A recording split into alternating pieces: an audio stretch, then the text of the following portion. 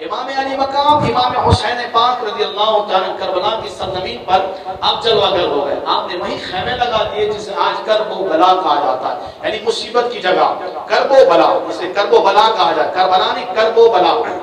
کرب و بلا میں آپ نے خیمے لگا دیے. حضرات محترم اب یہ 10 دن کا جو وقت گزرا اس میں امام انہیں سمجھاتے رہے کہ میں حسین ابن علی، بدبختی تم پر غالب آ چکی ہے، ابھی بھی وقت ہے، ہوش کے ناخن لو. لیکن ان کی ایک ہی رٹ تھی کہ بھائی آپ نے بیعت لینی. امام علی مقام رضی اللہ تعالیٰ یزید کی بیعت آپ نے نہیں کی، اور نہ آپ نے یہ جملہ کہا کہ مجھے یزید کے پاس جانے دو، نہ آپ نے یوں کہا کہ مجھے مکہ مدینہ واپس جانے دو، نہ آپ نے یوں کہا کہ مجھے اس جگہ بھیج دو کہ جہاں پر میں دین کی تبلیغ کر سکوں.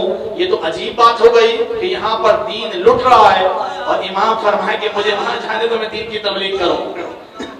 کتنا تعداد ہے، کتنی خیانت ہے کہ امام یہاں پر دین لٹ رہا ہے، یہاں دین کے چہرے کو مس کیا جا رہا ہے، اور امام فرمائے جی میں اس کو چھوڑنا ہوں اور میں یہاں سے اس جگہ جا رہا ہوں جہاں دین کی تبلیغ ہو سکے. نہیں نہیں، امام علی مقام نے فرمایا ہمارا موقف پہلے دن سے یہی ہے کہ ہم یزید کی بیعت نہیں کریں گے، یزید کی بیعت نہیں کریں گے، کیونکہ یزید اور امام میں زمین آسمان کا فرق.